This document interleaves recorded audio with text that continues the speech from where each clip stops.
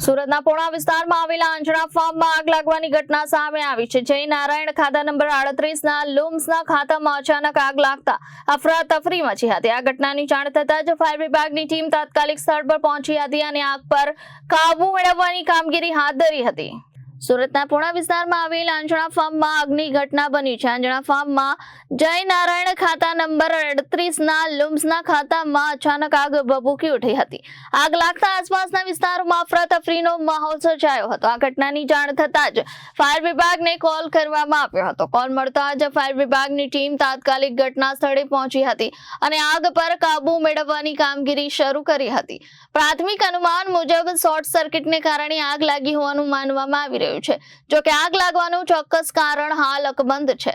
ઉલ્લેખનીય છે કે સુરત શહેરમાં આગ લાગવાની ઘટનાઓ અવારનવાર સામે આવી રહી છે, જેના કારણે ઔદ્યોગિક એકમોની આગ સલામતીને લઈને પણ સવાલો ઉભા થઈ રહ્યા છે।